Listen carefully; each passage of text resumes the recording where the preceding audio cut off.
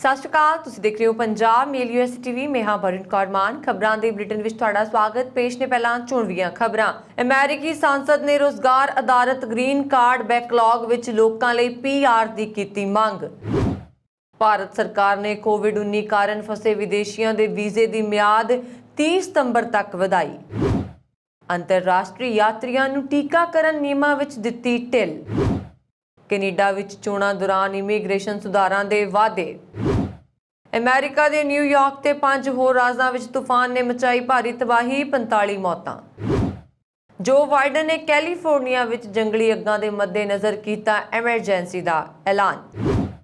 America ਵਿੱਚ 15 million ਦੇ ਕਰੀਬ ਕੋਵਿਡ ਵੈਕਸੀਨ ਦੀਆਂ ਖੁਰਾਕਾਂ ਹੋਈਆਂ ਬਰਾਮਦ। ਤੇ ਹੁਣ ਇਹਨਾਂ ਖਬਰਾਂ ਦਾ ਵਿਸਥਾਰ।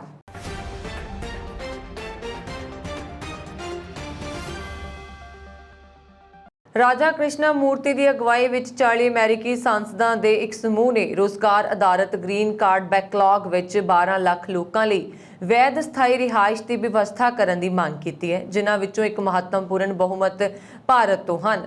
ਹਾਊਸ ਦੀ ਪ੍ਰਧਾਨ ਨੈਂਸੀ ਪੈਲੋਸੀ ਅਤੇ ਸੈਨੇਟ ਦੇ ਬਹੁਮਤ ਦੇ ਨੇਤਾ ਚੱਕ ਸ਼ੂਮਰ ਨੂੰ ਲਿਖੇ ਪੱਤਰ ਵਿੱਚ ਸੰਸਦਾਂ ਨੇ ਕਿਹਾ ਕਿ ਬਜਟ ਸੁਲ੍ਹਾ ਪੈਕੇਜ ਰੋਜ਼ਗਾਰ ਆਧਾਰਿਤ ਗ੍ਰੀਨ ਕਾਰਡ ਬੈਕਲੌਗ ਵਿੱਚ ਫਸੇ ਇਨ੍ਹਾਂ ਵਿਅਕਤੀਆਂ ਨੂੰ ਰਾਹਤ ਪ੍ਰਦਾਨ ਕਰਦਾ ਹੈ, ਜਿਸ ਨਾਲ ਇਸ ਪ੍ਰਕਿਰਿਆ ਵਿੱਚ ਅਰਥ ਵਿਵਸਥਾ ਨੂੰ ਮਜ਼ਬੂਤੀ ਮਿਲਦੀ ਹੈ। ਪੱਤਰ ਵਿੱਚ ਲਿਖਿਆ ਗਿਆ ਹੈ ਕਿ ਰੋਜ਼ਗਾਰ ਆਧਾਰਿਤ ਗ੍ਰੀਨ ਕਾਰਡ ਬੈਕਲੌਗ ਵਿੱਚ 12 ਲੱਖ ਲੋਕਾਂ ਲਈ ਵੈਧ ਸਥਾਈ ਰਿਹਾਇਸ਼ ਦਾ ਕੰਮ ਪ੍ਰਦਾਨ ਕਰਨ ਵਿੱਚ ਅਸਫਲਤਾ, ਜਿਨ੍ਹਾਂ ਵਿੱਚੋਂ ਜ਼ਿਆਦਾਤਰ H-1B ਵੀਜ਼ਾ ਧਾਰਕ ਹਨ। ਸੰਸਦਾਂ ਨੇ ਕਿਹਾ ਮੌਜੂਦਾ ਪ੍ਰਣਾਲੀ ਦੇ ਤਹਿਤ ਇੱਕ ਦੇਸ਼ ਦੇ ਵਿਅਕਤੀਆਂ ਲਈ ਰੋਜ਼ਗਾਰ ਆਧਾਰਿਤ ਗ੍ਰੀਨ ਕਾਰਡ 7% ਤੋਂ ਵੱਧ ਉਪਲਬਧ ਨਹੀਂ ਹਨ। ਨਤੀਜੇ ਵਜੋਂ ਭਾਰਤ ਅਤੇ ਚੀਨ ਜਿਹੇ ਵੱਡੀ ਆਬਾਦੀ ਵਾਲੇ ਦੇਸ਼ਾਂ ਦੇ ਵਿਅਕਤੀਆਂ ਨੂੰ ਵੈਧ ਸਥਾਈ ਵਸਨੀਕ ਦਾ ਦਰਜਾ ਹਾਸਲ ਕਰਨ ਲਈ ਦਹਾਕਿਆਂ ਲੰਬੇ ਸਮੇਂ ਦਾ ਇੰਤਜ਼ਾਰ ਕਰਨਾ ਪੈਂਦਾ ਹੈ। ਉਹਨਾਂ ਨੇ ਕਿਹਾ ਉੱਚ ਕੁਸ਼ਲ ਗੈਰ ਪ੍ਰਵਾਸੀਆਂ ਦੀ ਆਰਥਿਕ ਸਮਰੱਥਾ ਨੂੰ ਪੂਰੀ ਤਰ੍ਹਾਂ ਅਨਲੌਕ ਕਰਨ ਲਈ ਵੈਧ ਸਥਾਈ ਰਿਹਾਇਸ਼ ਦਾ ਰਸਤਾ ਸਾਫ਼ ਕੀਤਾ ਜਾਣਾ ਚਾਹੀਦਾ ਹੈ ਅਤੇ ਪ੍ਰਣਾਲੀ ਵਿੱਚ ਸੁਧਾਰ ਕੀਤਾ ਜਾਣਾ ਚਾਹੀਦਾ ਹੈ। ਉਹਨਾਂ ਨੇ ਕਿਹਾ ਇਸ ਇਮੀਗ੍ਰੇਸ਼ਨ ਪ੍ਰਣਾਲੀ ਵਿੱਚ ਸੁਧਾਰ ਸੰਯੁਕਤ ਰਾਜ ਅਮਰੀਕਾ ਲਈ ਵਿਸ਼ੇਸ਼ ਰੂਪ ਨਾਲ ਸਹਾਇਕ ਹੋਵੇਗਾ, ਕਿਉਂਕਿ ਅਰਥ ਵਿਵਸਥਾ ਅਤੇ ਕਾਰਜਬਲ ਮਹਾਮਾਰੀ ਤੋਂ ਉਭਰਨਾ ਜਾਰੀ ਰੱਖਦੇ ਹਨ। ਸੰਸਦਾਂ ਨੇ ਕਿਹਾ ਕਿ ਮੌਜੂਦਾ ਕਾਨੂੰਨ ਦੇ ਤਹਿਤ ਅਮਰੀਕੀ ਅਰਥ ਵਿਵਸਥਾ ਪਹਿਲਾਂ ਤੋਂ ਮੌਜੂਦ ਅਤੇ ਸੰਯੁਕਤ ਰਾਜ ਅਮਰੀਕਾ ਵਿੱਚ ਕੰਮ ਕਰ ਰਹੇ ਉੱਚ ਕੁਸ਼ਲ ਕਾਮਿਆਂ ਦੇ ਪੂਰਨ ਅੰਤਰਰਾਸ਼ਟਰੀ ਹੁਨਰ ਤੱਕ ਪਹੁੰਚਣ ਵਿੱਚ ਅਸਮਰਥ ਹੈ। ਅਸਲ ਵਿੱਚ ਵਿਗਿਆਨੀ, ਖੋਜੀ, ਸਿਹਤ ਦੇਖਭਾਲ ਕਾਰਕੁਨ, ਉੱਦਮੀ ਅਤੇ ਹੋਰ ਪੇਸ਼ੇਵਰ ਸੰਯੁਕਤ ਰਾਜ ਅਮਰੀਕਾ ਨੂੰ ਉਸਦੇ ਗਲੋਬਲ ਮੁਕਾਬਲੇਬਾਜ਼ਾਂ ਤੇ बढ़त ਦਿਵਾਉਂਦੇ ਨੇ। ਅਜਿਹਾ ਇਸ ਲਈ ਹੈ ਕਿਉਂਕਿ ਭਾਰਤ, ਚੀਨ ਅਤੇ ਹੋਰ ਦੇਸ਼ਾਂ ਦੇ ਉੱਚ ਕੁਸ਼ਲ ਪ੍ਰਵਾਸੀਆਂ ਤੇ ਪ੍ਰਭਾਵੀ ਰੂਪ ਨਾਲ ਗ੍ਰੀਨ ਕਾਰਡ ਪਾਬੰਦੀ ਹੈ, ਜਿੱਥੇ ਵੱਡੀ ਗਿਣਤੀ ਵਿੱਚ ਕਾਮੇ ਅਮਰੀਕਾ ਵਿੱਚ ਰਹਿਣ ਲਈ ਉਤਸੁਕ ਹਨ ਅਤੇ ਆਉਣ ਵਾਲੀਆਂ ਪੀੜ੍ਹੀਆਂ ਲਈ ਸਾਡੀ ਅਰਥ ਵਿਵਸਥਾ ਅਤੇ ਸਮਾਜਿਕ ਸੁਰੱਖਿਆ ਨੈੱਟ ਪ੍ਰੋਗਰਾਮ ਨੂੰ ਅੱਗੇ ਵਧਾਉਂਦੇ ਨੇ। ਹਾਲੇ ਕਿਸੇ ਇੱਕ ਦੇਸ਼ ਦੇ ਵਿਅਕਤੀਆਂ ਲਈ ਰੁਜ਼ਗਾਰ ਆਧਾਰਿਤ ਗ੍ਰੀਨ ਕਾਰਡ ਦੇ 7% ਤੋਂ ਵੱਧ ਉਪਲਬਧ ਨਹੀਂ ਹਨ, ਜਿਸਨੇ ਭਾਰਤ ਅਤੇ ਚੀਨ ਤੋਂ ਆਉਣ ਵਾਲੇ ਪ੍ਰਵਾਸੀਆਂ ਲਈ ਦਹਾਕਿਆਂ ਪੁਰਾਣਾ ਬੈਕਲੌਗ ਬਣਾਇਆ ਹੈ। ਸੰਸਦਾਂ ਨੇ ਕਿਹਾ ਭਾਰਤੀ ਨਾਗਰਿਕਾਂ ਨੂੰ ਵਿਸ਼ੇਸ਼ ਤੌਰ ਤੇ 80 ਸਾਲਾਂ ਦੇ ਸਖਤ ਬੈਕਲੌਗ ਦਾ ਸਾਹਮਣਾ ਕਰਨਾ ਪੈਂਦਾ ਹੈ ਅਤੇ ਅਨੁਮਾਨਿਤ 2 ਲੱਖ ਵੈਧ ਸਥਾਈ ਵਸਨੀਕ ਦਾ ਦਰਜਾ ਪ੍ਰਾਪਤ ਕਰਨ ਤੋਂ ਪਹਿਲਾਂ ਮਰ ਜਾਣਗੇ। ਇਹ ਮਨਮਰਜ਼ੀ ਦੁਨੀਆ ਦੇ ਸਭ ਤੋਂ ਕੁਝ ਪ੍ਰਤਿਭਾਸ਼ਾਲੀ ਵਿਅਕਤੀਆਂ ਨੂੰ ਸਥਾਈ ਤੌਰ ਤੇ ਅਮਰੀਕਾ ਨੂੰ ਘਰ ਬਣਾਉਣ ਤੋਂ ਰੋਕ ਰਹੀ ਹੈ। ਇਹ ਖੋਜਾਂ, ਮੁਹਾਰਤ ਅਤੇ ਰਚਨਾਤਮਕਤਾ ਨੂੰ ਹੋਰ ਦੇਸ਼ਾਂ ਵਿੱਚ ਲਿਜਾਣ ਲਈ ਉਤਸ਼ਾਹਿਤ ਕਰ ਰਹੀ ਹੈ। ਸਰਕਾਰ ਨੇ ਕੋਵਿਡ-19 ਮਹਾਮਾਰੀ ਕਾਰਨ ਭਾਰਤ ਵਿੱਚ ਫਸੇ ਸਾਰੇ ਵਿਦੇਸ਼ੀ ਨਾਗਰਿਕਾਂ ਦੇ ਵੀਜ਼ੇ ਦੀ ਮਿਆਦ ਵੀਰਵਾਰ ਨੂੰ 30 ਸਤੰਬਰ ਤੱਕ ਵਧਾ ਦਿੱਤੀ। ਬੁਲਾਰਾ ਨੇ ਦੱਸਿਆ ਕਿ ਮਾਰਚ 2020 ਤੋਂ ਪਹਿਲਾਂ ਵੱਖ-ਵੱਖ ਤਰ੍ਹਾਂ ਦੇ ਵੀਜ਼ੇ ਤੇ ਭਾਰਤ ਵਿੱਚ ਆਏ ਕਈ ਵਿਦੇਸ਼ੀ ਨਾਗਰਿਕ ਵਿਸ਼ਵ ਮਹਾਮਾਰੀ ਕਾਰਨ ਹਵਾਈ ਸੇਵਾ ਮੁਅੱਤਲ ਹੋਣ ਦੀ ਵਜ੍ਹਾ ਨਾਲ ਦੇਸ਼ ਵਿੱਚ ਫਸ ਗਏ। ਇਸ ਲਈ ਇਹ ਫੈਸਲਾ ਕੀਤਾ ਗਿਆ। ਉਹਨਾਂ ਨੇ ਕਿਹਾ ਕੇਂਦਰ ਸਰਕਾਰ ਨੇ ਇਸ ਵਿਦੇਸ਼ੀ ਨਾਗਰਿਕਾਂ ਲਈ ਰੈਗੂਲਰ ਵੀਜ਼ਾ ਜਾਂ ਈ ਵੀਜ਼ਾ ਜਾਂ ਠਹਿਰਨ ਦੀ ਮਿਆਦ ਵਿੱਚ ਬਿਨਾਂ ਕਿਸੇ ਜੁਰਮਾਨੇ ਦੇ ਨਿਸ਼ੁਲਕ ਵਿਸਥਾਰ ਦੇ ਕੇ ਉਹਨਾਂ ਨੂੰ ਭਾਰਤ ਵਿੱਚ ਰਹਿਣ ਦੀ ਸਹੂਲਤ ਪ੍ਰਦਾਨ ਕੀਤੀ ਸੀ। ਬੁਲਾਰੇ ਨੇ ਕਿਹਾ ਇਹ ਸਹੂਲਤ ਵਰਤਮਾਨ ਵਿੱਚ 31 ਅਗਸਤ 2021 ਤੱਕ ਉਪਲਬਧ ਹੈ ਅਤੇ ਹੁਣ ਕੇਂਦਰ ਸਰਕਾਰ ਨੇ ਇਸ ਦੀ ਮਿਆਦ 30 ਸਤੰਬਰ 2021 ਤੱਕ ਵਧਾ ਦਿੱਤੀ ਹੈ। ਅਜਿਹੇ ਵਿਦੇਸ਼ੀ ਨਾਗਰਿਕਾਂ ਨੂੰ 30 ਸਤੰਬਰ 2021 ਤੱਕ ਆਪਣੇ ਵੀਜ਼ੇ ਦੇ ਵਿਸਥਾਰ ਲਈ ਸੰਬੰਧਿਤ FRRO ਨੂੰ ਕੋਈ ਅਰਜ਼ੀ ਦੇਣ ਦੀ ਲੋੜ ਨਹੀਂ ਹੋਵੇਗੀ। ਉਹ ਦੇਸ਼ ਤੋਂ ਬਾਹਰ ਜਾਣ ਤੋਂ ਪਹਿਲਾਂ ਹੀ FRRO ਪੋਰਟਲ ਤੇ ਬਾਹਰ ਜਾਣ ਦੀ ਮਨਜ਼ੂਰੀ ਲਈ ਆਨਲਾਈਨ ਅਰਜ਼ੀ ਕਰ ਸਕਦੇ ਨੇ। ਅਧਿਕਾਰੀ ਬਿਨਾਂ ਕਿਸੇ ਜੁਰਮਾਨੇ ਦੇ ਇਹ ਮਨਜ਼ੂਰੀ ਮੁਫਤ ਦੇਣਗੇ। ਬੁਲਾਰੇ ਨੇ ਕਿਹਾ ਕਿ ਜੇਕਰ ਕੋਈ 30 ਸਤੰਬਰ ਤੋਂ ਬਾਅਦ ਵੀ ਵੀਜ਼ੇ ਦੀ ਮਿਆਦ ਵਿੱਚ ਵਿਸਥਾਰ ਚਾਹੁੰਦਾ ਹੈ ਤਾਂ ਉਹ ਆਨਲਾਈਨ FRRO ਮੰਚ ਤੇ ਭੁਗਤਾਨ ਦੇ ਆਧਾਰ ਤੇ ਅਰਜ਼ੀ ਕਰ ਸਕਦੇ ਨੇ। ਇਸ ਤੇ ਅਧਿਕਾਰੀ ਮੌਜੂਦਾ ਦਿਸ਼ਾ ਨਿਰਦੇਸ਼ਾਂ ਦੇ ਅਨੁਸਾਰ ਯੋਗਤਾ ਦੇ ਅਨੁਸਾਰ ਵਿਚਾਰ ਕਰਨਗੇ। ਬਹੁਤ ਸਾਰੇ ਪੰਜਾਬੀ ਸਿੱਖਿਆ ਜਾਂ ਕੁਝ ਹੋਰ ਮਹੱਤਵਪੂਰਨ ਕਾਰਨਾਂ ਕਰਕੇ ਵਿਦੇਸ਼ ਯਾਤਰਾ ਕਰਦੇ ਰਹਿੰਦੇ ਨੇ ਤੇ ਮਹਾਮਾਰੀ ਦੇ ਇਸ ਦੌਰ ਵਿੱਚ ਅੰਤਰਰਾਸ਼ਟਰੀ ਯਾਤਰਾ ਸਿਰਫ ਕੋਵਿਡ ਸੰਬੰਧੀ ਪੂਰਵ ਸ਼ਰਤਾਂ ਜਿਵੇਂ ਕਿ ਕੋਵਿਡ ਦੀ ਨੈਗੇਟਿਵ ਟੈਸਟ ਰਿਪੋਰਟ ਜਾਂ ਟੀਕਾਕਰਨ ਸਰਟੀਫਿਕੇਟ ਨਾਲ ਸੰਭਵ ਹੈ। ਅੰਤਰਰਾਸ਼ਟਰੀ ਯਾਤਰੀਆਂ ਨੂੰ ਦਰਪੇਸ਼ ਮੁਸ਼ਕਲਾਂ ਨੂੰ ਦੂਰ ਕਰਨ ਲਈ ਪੰਜਾਬ ਸਰਕਾਰ ਨੇ ਉਹਨਾਂ ਅੰਤਰਰਾਸ਼ਟਰੀ ਯਾਤਰੀਆਂ ਦੇ ਲਾਭ ਲਈ ਕੋਵਿਡ ਟੀਕਾਕਰਨ ਦੇ ਨਿਯਮਾਂ ਵਿੱਚ ਢਿੱਲ ਦਿੱਤੀ ਹੈ, ਜਿਨ੍ਹਾਂ ਲਈ ਵਿਦੇਸ਼ ਯਾਤਰਾ ਕਰਨਾ ਬਹੁਤ ਜ਼ਰੂਰੀ ਹੈ।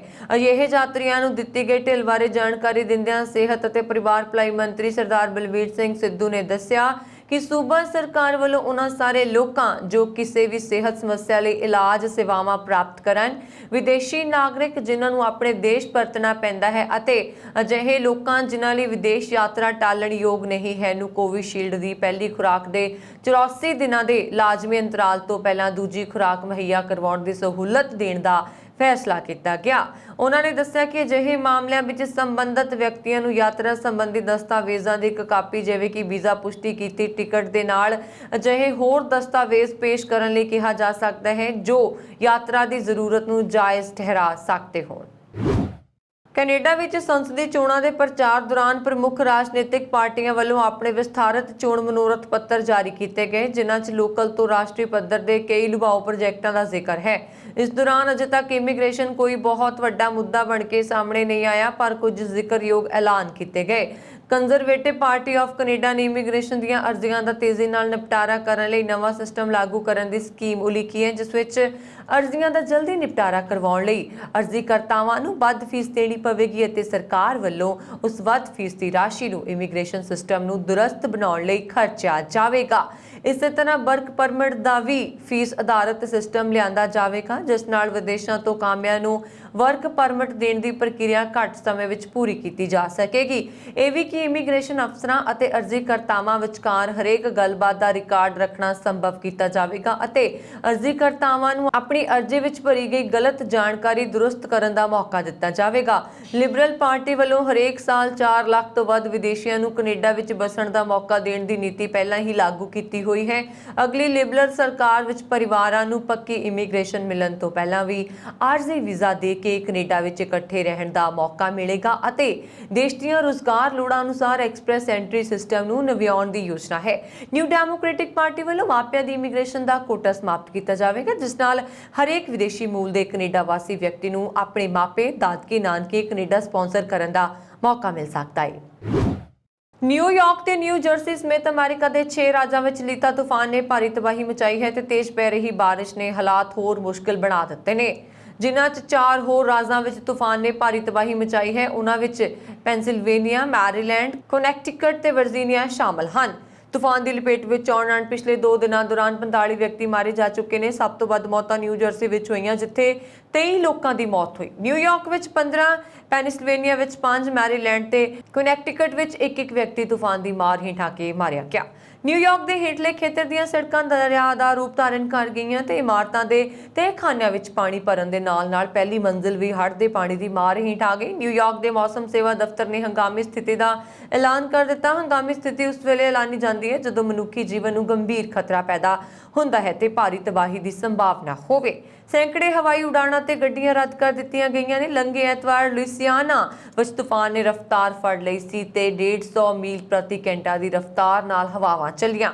ਲੁਈਸਿਆਨਾ, ਮਿਸੀਸਿਪੀ ਤੇ ਅਲਬਾਮਾ ਵਿੱਚ 9 ਮੌਤਾਂ ਹੜ੍ਹ ਦੇ ਕਾਰਬਨ ਮੋਨੋਆਕਸਾਈਡ ਗੈਸ ਚੜ੍ਹਨ ਨਾਲ ਹੋਈਆਂ ਹਨ। ਨਿਊ ਜਰਸੀ ਦੇ ਗਵਰਨਰ ਫਿਲ ਮਰਫੀ ਨੇ ਪੱਤਰਕਾਰਾਂ ਨਾਲ ਗੱਲਬਾਤ ਦੌਰਾਨ ਰਾਜ ਵਿੱਚ ਤੂਫਾਨ ਨਾਲ 23 ਮੌਤਾਂ ਹੋਣ ਦੀ ਪੁਸ਼ਟੀ ਕਰਦਿਆਂ ਕਿਹਾ ਕਿ ਜ਼ਿਆਦਾਤਰ ਮੌਤਾਂ ਉਹਨਾਂ ਲੋਕਾਂ ਦੀਆਂ ਹੋਈਆਂ ਹਨ ਜੋ ਆਪਣੇ ਵਾਹਨਾਂ ਵਿੱਚ ਫਸ ਗਏ ਤੇ ਹੜ੍ਹ ਦਾ ਪਾਣੀ ਉਹਨਾਂ ਨੂੰ ਬਹਾ ਕੇ ਲੈ ਗਿਆ ਜਾਂ ਵਾਹਨ ਉਲਟ ਗਏ। ਮਰਫੀ ਨੇ ਪੀੜਤ ਪਰਿਵਾਰਾਂ ਲਈ ਪ੍ਰਾਰਥਨਾ ਕਰਨ ਲਈ ਕਿਹਾ ਤੇ ਆਸ ਪ੍ਰਗਟਾਈ ਕਿ ਹੋਰ ਜਾਨੀ ਨੁਕਸਾਨ ਨਹੀਂ ਹੋਵੇਗਾ।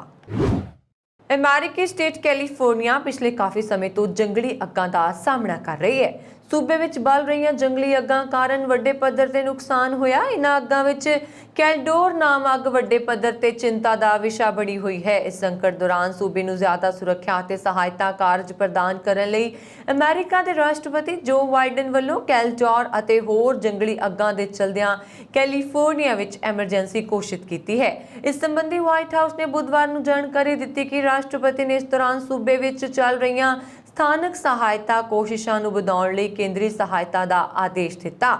ਇਹ ਅੱਗ ਅਗਸਤ ਦੇ ਬਲ ਰਹੀ ਹੈ ਅਤੇ ਅਜੇ ਵੀ ਇਸ ਕਾਰਨ ਟਾਹੋ ਝੀਲ ਦੇ ਨੇੜੇ ਘਰਾਂ ਅਤੇ ਕਾਰੋਬਾਰਾਂ ਨੂੰ ਖਤਰਾ ਹੈ। ਰਾਸ਼ਟਰਪਤੀ ਦੁਆਰਾ ਕੀਤੀ ਇਸ ਘੋਸ਼ਣਾ ਤਹਿਤ ਡਿਪਾਰਟਮੈਂਟ ਆਫ ਹੋਮਲੈਂਡ ਸਿਕਿਉਰਿਟੀ ਅਤੇ ਕੇਂਦਰੀ ਐਮਰਜੈਂਸੀ ਮੈਨੇਜਮੈਂਟ ਏਜੰਸੀ ਦੁਆਰਾ ਰਾਹਤ ਅਤੇ ਸੁਰੱਖਿਆ ਉਪਾਵਾਂ ਲਈ ਤਾਲਮੇਲ ਕੀਤਾ ਜਾਵੇਗਾ। ਅਮਰੀਕਾ ਵਿੱਚ ਕਰੋਨਾ ਵੈਕਸੀਨ ਮੁਹਿੰਮ ਜਾਰੀ ਹੈ, ਜਿਸ ਦੇ ਚਲਦਿਆਂ ਜਿੱਥੇ ਵੈਕਸੀਨ ਦੀਆਂ ਲੱਖਾਂ ਖੁਰਾਕਾਂ ਲਗਾਈਆਂ ਗਈਆਂ, ਉੱਥੇ ਹੀ ਲੱਖਾਂ ਵੈਕਸੀਨ ਦੀਆਂ ਖੁਰਾਕਾਂ ਵੱਖ-ਵੱਖ ਕਾਰਨਾਂ ਕਰਕੇ ਬਰਬਾਦ ਵੀ ਹੋਈਆਂ। ਇਸ ਸੰਬੰਧੀ ਇੱਕ ਰਿਪੋਰਟ ਦੇ ਅਨੁਸਾਰ ਅਮਰੀਕਾ ਵਿੱਚ 1 ਮਾਰਚ ਤੋਂ ਕੋਵਿਡ-19 ਟੀਕਿਆਂ ਦੀਆਂ ਘੱਟੋ-ਘੱਟ 15.1 ਮਿਲੀਅਨ ਖੁਰਾਕਾਂ ਖਰਾਬ ਹੋਈਆਂ। ਜਨਤਕ ਰਿਕਾਰਡਾਂ ਦੀ ਬੇਨਤੀ ਦੇ ਜਵਾਬ ਵਿੱਚ ਰੋਗ ਨਿਯੰਤਰਣ ਅਤੇ ਰੋਕਥਾਮ ਕੇਂਦਰ ਦੁਆਰਾ ਮੰਗਲਵਾਰ ਨੂੰ ਜਾਰੀ ਕੀਤੇ ਗਏ ਅੰਕੜਿਆਂ ਦੇ ਅਨੁਸਾਰ ਕੁਝ ਰਾਸ਼ਟਰੀ ਫਾਰਮੇਸੀ ਚੇਨਾਂ ਵਿੱਚੋਂ ਹਰੇਕ ਨੇ 1 ਮਿਲੀਅਨ ਤੋਂ ਵੱਧ ਖਰਾਬ ਖੁਰਾਕਾਂ ਦੀ ਰਿਪੋਰਟ ਕੀਤੀ ਹੈ। ਇਨ੍ਹਾਂ ਵਿੱਚੋਂ ਵਾਲਗ੍ਰੀਨਜ਼ ਨੇ ਕਿਸੇ ਵੀ ਫਾਰਮੇਸੀ, ਰਾਜਾਂ ਜਾਂ ਹੋਰ ਟੀਕਾ ਸੰਸਥਾ ਦੇ ਮੁਕਾਬਲੇ ਦੇ ਸਭ ਤੋਂ ਵੱਧ ਖਰਾਬ ਹੋਈਆਂ ਖੁਰਾਕਾਂ ਦੀ ਰਿਪੋਰਟ ਕੀਤੀ, ਜਿਨ੍ਹਾਂ ਦੀ ਗਿਣਤੀ ਲਗਭਗ 2.6 ਮਿਲੀਅਨ ਦੱਸੀ ਗਈ, ਜਦਕਿ CVS ਨੇ 2.3 ਮਿਲੀਅਨ, ਵਾਲਮਾਰਟ ਨੇ 1.6 ਮਿਲੀਅਨ ਅਤੇ ਰਾਈਟ ਏਡ ਨੇ 1.1 ਮਿਲੀਅਨ ਖਰਾਬ ਹੋਈਆਂ ਖੁਰਾਕਾਂ ਦੀ ਰਿਪੋਰਟ ਕੀਤੀ ਹੈ। ਇਹ ਅੰਕੜੇ ਫਾਰਮੇਸੀਆਂ, ਰਾਜਾਂ ਆਦਿ ਦੁਆਰਾ ਸਵੈ ਰਿਪੋਰਟ ਕੀਤੇ ਅੰਕੜਿਆਂ ਤੇ ਆਧਾਰਿਤ ਨੇ। ਇਨ੍ਹਾਂ ਅੰਕੜਿਆਂ ਵਿੱਚ ਵੀ ਘੱਟੋ-ਘੱਟ 7 ਸਟੇਟਾਂ ਅਤੇ ਕਈ ਵੱਡੀਆਂ ਏਜੰਸੀਆਂ ਦੇ ਅੰਕੜੇ ਸ਼ਾਮਲ ਨਹੀਂ ਹਨ। ਇਸ ਤੋਂ ਇਲਾਵਾ ਖੁਰਾਕਾਂ ਦੀ ਬਰਬਾਦੀ ਦੇ ਕਾਰਨ ਵੱਖੋ-ਵੱਖਰੇ ਹੁੰਦੇ ਨੇ, ਜਿਨ੍ਹਾਂ ਵਿੱਚ ਟੁੱਟੀਆਂ ਹੋਈਆਂ ਸ਼ੀਸ਼ੇ, ਟੀਕਿਆਂ ਨੂੰ ਵਰਤਣ ਵਿੱਚ ਗਲਤੀਆਂ, ਫ੍ਰੀਜ਼ਰ ਵਿੱਚ ਖਰਾਬੀ ਆਦਿ ਸ਼ਾਮਲ ਨੇ। ਵਿਸ਼ਵ ਵਿੱਚ ਕਈ ਦੇਸ਼ ਅਜਿਹੇ ਵੀ ਹਨ ਜੋ ਕਿ ਕਰੋਨਾ ਵੈਕਸੀਨ ਨੂੰ ਪ੍ਰਾਪਤ ਕਰਨ ਲਈ ਸੰਘਰਸ਼ ਕਰ ਰਹੇ ਨੇ, ਜਦਕਿ ਅਮਰੀਕਾ ਵਿੱਚ ਲੱਖਾਂ ਖੁਰਾਕਾਂ ਵਿਅਰਥ ਹੋ ਗਈਆਂ। ਵਾਈਟ ਹਾਊਸ ਦਾ ਕਹਿਣਾ ਹੈ ਕਿ ਅਮਰੀਕਾ ਜਾਂ ਹੋਰਨਾਂ ਮੁਲਕਾਂ ਜਿਸ ਨਾਲ ਉਹਨਾਂ ਨੇ ਗੱਲਬਾਤ ਕੀਤੀ ਹੈ ਨੂੰ ਅਫਗਾਨਿਸਤਾਨ ਤੇ ਕਾਬਜ਼ ਹੋਏ ਤਾਲਿਬਾਨ ਨੂੰ ਮਾਨਤਾ ਦੇਣ ਦੀ ਕੋਈ ਕਾਹਲ ਨਹੀਂ ਹੈ। ਵਾਈਟ ਹਾਊਸ ਨੇ ਜ਼ੋਰ ਦੇ ਕੇ ਆਖਿਆ ਕਿ ਅਜਿਹੀ ਪੇਸ਼ਕਦਮੀ ਇਸ ਗੱਲ ਤੇ ਮਨਜ਼ਰ ਕਰੇਗੀ ਕਿ ਤਾਲਿਬਾਨ ਆਲਮੀ ਭਾਈਚਾਰੇ ਦੀਆਂ ਆਸਾਂ ਉਮੀਦਾਂ ਤੇ ਕਿੰਨਾ ਕੁ ਖਰਾ ਉਤਰਦਾ ਹੈ। ਇਸ ਦੌਰਾਨ ਚੀਨ ਨੇ ਰੂਸ ਵੱਲੋਂ ਅਫਗਾਨਿਸਤਾਨ ਦੇ ਮੁੱਦੇ ਤੇ 4 ਮੁਲਕੀ ਮੀਟਿੰਗ ਸੱਦਣ ਦੀ ਤਜਵੀਜ਼ ਨੂੰ ਸਕਾਰਾਤਮਕ ਹੁੰਗਾਰਾ ਦਿੱਤਾ। ਵਾਈਟ ਹਾਊਸ ਦੀ ਪ੍ਰੈਸ ਸਕੱਤਰ ਜੈਨ ਪਸਾਕੀ ਨੇ ਨਿਯਮਿਤ ਪ੍ਰੈਸ ਕਾਨਫਰੰਸ ਦੌਰਾਨ ਪੱਤਰਕਾਰਾਂ ਨੂੰ ਦੱਸਿਆ, ਅਮਰੀਕਾ ਜਾਂ ਹੋਰਨਾਂ ਮੁਲਕਾਂ ਜਿਨ੍ਹਾਂ ਨਾਲ ਅਸੀਂ ਸੰਵਾਦ ਕੀਤਾ ਹੈ ਨੂੰ ਮਾਨਤਾ ਦੇਣ ਦੀ ਕੋਈ ਕਾਹਲ ਨਹੀਂ ਹੈ। ਇਹ ਉਹਨਾਂ ਦੇ ਰਵੱਈਏ ਤੇ ਅਤੇ ਉਹਨਾਂ ਆਸਾਂ ਉਮੀਦਾਂ ਤੇ ਪੂਰਾ ਹੋਣ ਤੇ ਮੁਨਸਰ ਕਰੇਗਾ ਜੋ ਆਲਮੀ ਭਾਈਚਾਰੇ ਨੇ ਉਹਨਾਂ ਤੋਂ ਲਾਈਆਂ ਹੋਈਆਂ ਸਨ। ਪਸਾਕੀ ਨੇ ਮੰਨਿਆ ਕਿ ਕਿਸੇ ਨੂੰ ਵੀ ਇਸ ਗੱਲ ਦੀ ਉਮੀਦ ਨਹੀਂ ਸੀ ਕਿ ਅਮਰੀਕਾ ਤੇ ਨਾਟੋ ਫੌਜਾਂ ਦੇ ਨਿਕਲਣ ਤੋਂ ਪਹਿਲਾਂ ਹੀ ਤਾਲਿਬਾਨੀ ਅਫਗਾਨਿਸਤਾਨ ਤੇ ਇੰਨੀ ਛੇਤੀ ਕਾਬਜ਼ ਹੋ ਜਾਣਗੇ। ਪਸਾਕੀ ਨੇ ਅਫਗਾਨ ਸਦਰ ਅਸ਼ਰਫ ਗਨੀ ਦੇ ਹਵਾਲੇ ਨਾਲ ਕਿਹਾ ਕਿ ਮੁਲਕ ਤੇ ਅਫਗਾਨ ਲੋਕਾਂ ਨੂੰ ਚਾਹੀਦਾ ਸੀ ਕਿ ਉਹ ਤਾਲਿਬਾਨ ਲੜਾਕਿਆਂ ਨੂੰ ਮੁਕਾਬਲਾ ਦਿੰਦੇ। ਇਸ ਦੌਰਾਨ ਵਿਦੇਸ਼ ਵਿਭਾਗ ਨੇ ਇੱਕ ਵੱਖਰੀ ਪ੍ਰੈਸ ਕਾਨਫਰੰਸ ਦੌਰਾਨ ਇਹ ਵਿਚਾਰ ਜ਼ਾਹਿਰ ਕੀਤੇ ਹਨ। ਸਿਆਸੀ ਮਾਮਲਿਆਂ ਬਾਰੇ ਵਿਦੇਸ਼ ਰਾਜ ਮੰਤਰੀ ਵਿਕਟੋਰੀਆ ਜੇ ਨੂਲੈਂਡ ਨੇ ਕਿਹਾ, ਅਸੀਂ ਆਪਣੇ ਅਤੇ ਆਪਣੇ ਹੋਰਨਾਂ ਸਾਥੀਆਂ ਤੇ ਭਾਈਵਾਲਾਂ ਨਾਲ ਜੁੜੇ ਹਿੱਤਾਂ ਦੀ ਪੂਰਤੀ ਲਈ ਸੰਵਾਦ ਦਾ ਅਮਲ ਜਾਰੀ ਰੱਖਾਂਗੇ, ਪਰ ਪਹਿਲੀ ਚੀਜ਼ ਜਿਹੜੀ ਅਸੀਂ ਚਾਹੁੰਦੇ ਹਾਂ ਉਹ ਇਹ ਹੈ ਕਿ UN ਚਾਰਟਰ ਤਹਿਤ ਕਾਨੂੰਨੀ ਜਾਂ ਇਖਲਾਕੀ ਇਕਰਾਰਨਾਮਿਆਂ ਨੂੰ ਪੂਰਾ ਕੀਤਾ ਜਾਵੇ। ਤਾਲਿਬਾਨ ਨੇ ਆਪਣਾ ਰੁਖ ਸਾਫ਼ ਕਰਦੇ ਹੋਏ ਕਿਹਾ ਹੈ ਕਿ ਉਹ ਕਸ਼ਮੀਰ ਵਿੱਚ ਦਖਲ ਨਹੀਂ ਦੇਵੇਗਾ ਤੇ ਅਫਗਾਨਿਸਤਾਨ ਨੂੰ ਅੱਤਵਾਦੀਆਂ ਦੇ ਹੱਥ ਵਿੱਚ ਨਹੀਂ ਪੈਣ ਦੇਵੇਗਾ। ਤਾਲਿਬਾਨ ਨੇਤਾ ਅਨਸ ਹਕਾਨੀ ਨੇ ਇੱਕ ਨਿੱਜੀ ਚੈਨਲ CNN ਨਿਊਜ਼ 18 ਨੂੰ ਦਿੱਤੇ ਇੰਟਰਵਿਊ ਵਿੱਚ ਬੁੱਧਵਾਰ ਨੂੰ ਕਿਹਾ ਕਿ ਅਸੀਂ ਕਸ਼ਮੀਰ ਦੇ ਮੁੱਦੇ ਤੇ ਦਖਲ ਨਹੀਂ ਦੇਵਾਂਗੇ। ਅਸੀਂ ਭਾਰਤ ਨਾਲ ਦੋਸਤਾਨਾ ਅਤੇ ਚੰਗੇ ਸੰਬੰਧ ਚਾਹੁੰਦੇ ਹਾਂ। ਕਸ਼ਮੀਰ ਸਾਡੇ ਅਧਿਕਾਰ ਖੇਤਰ ਵਿੱਚ ਨਹੀਂ ਆਉਂਦਾ। ਅਸੀਂ ਸਾਡੀ ਨੀਤੀ ਖਿਲਾਫ ਕੰਮ ਨਹੀਂ ਕਰਾਂਗੇ ਅਤੇ ਸਾਨੂੰ ਉਮੀਦ ਹੈ ਕਿ ਦੂਸਰੇ ਵੀ ਸਾਡੇ ਮਾਮਲਿਆਂ ਵਿੱਚ ਵੀ ਦਖਲ ਨਹੀਂ ਦੇਣਗੇ। ਅਸੀਂ ਚਾਹੁੰਦੇ ਹਾਂ ਕਿ ਸਾਰੇ ਮਾਮਲਿਆਂ ਨੂੰ ਆਪਸੀ ਤਾਲਮੇਲ ਨਾਲ ਸੁਲਝਾਇਆ ਜਾਏ। ਸਾਡੇ ਦਰਵਾਜ਼ੇ ਸਾਰਿਆਂ ਲਈ ਖੁੱਲੇ ਨੇ। ਅਸੀਂ ਬਾਕੀ ਦੁਨੀਆ ਨਾਲ ਚੰਗੇ ਸੰਬੰਧ ਬਣਾਉਣਾ ਚਾਹੁੰਦੇ ਹਾਂ।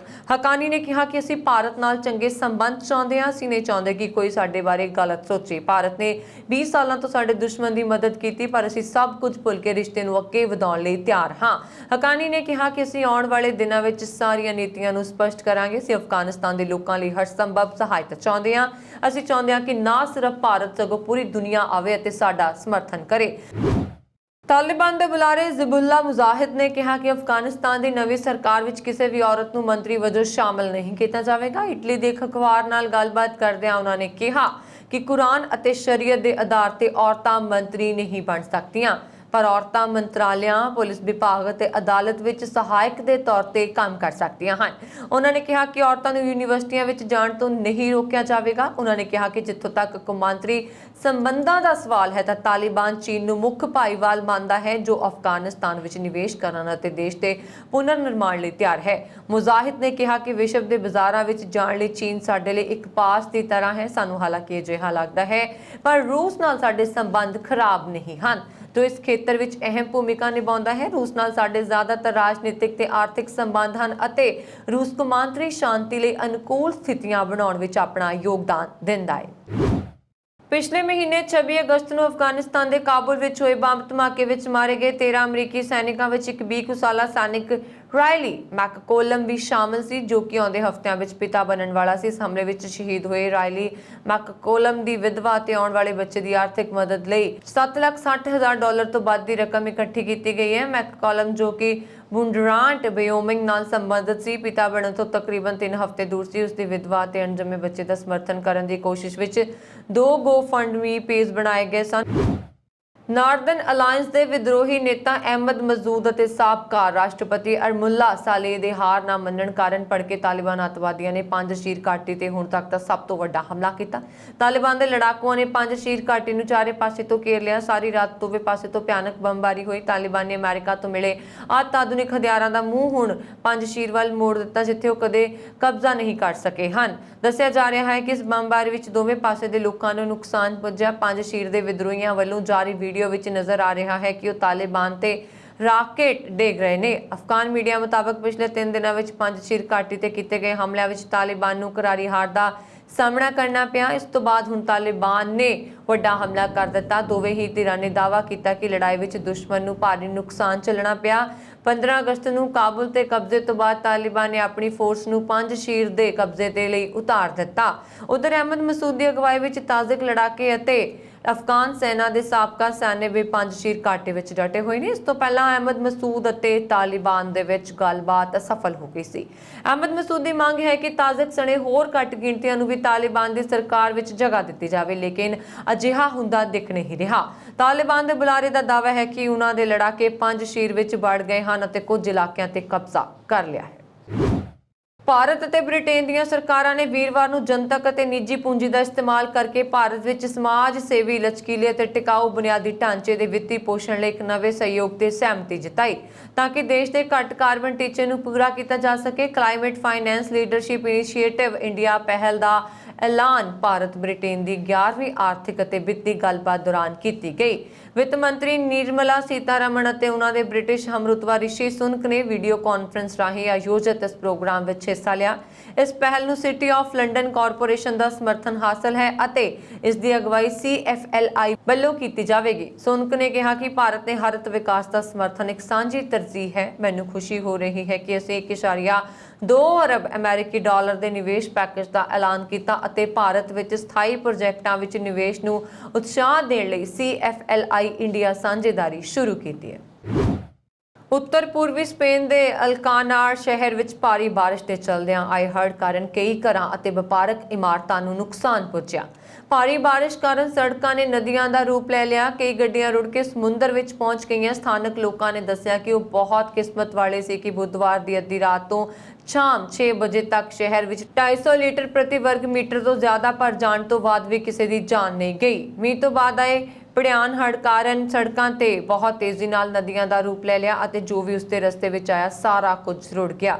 ਕਈ ਕਾਰਾਂ ਵਿੱਚ ਰੁੜ ਕੇ ਮੁਹੰਮਦ ਸਾਗਰ ਤੱਕ ਪਹੁੰਚ ਗਈਆਂ। ਘਰ ਅਤੇ ਵਪਾਰਕ ਅਦਾਰੇ ਕਿਚੜ ਅਤੇ ਪਾਣੀ ਨਾਲ ਭਰ ਗਏ। ਉਹਨਾਂ ਨੇ ਕਿਹਾ ਕਿ ਉਹਨਾਂ ਦੀ ਛੱਤ ਦਾ ਇੱਕ ਹਿੱਸਾ ਵੀ ਸਮੁੰਦਰ ਵਿੱਚ ਰੁੜ ਗਿਆ।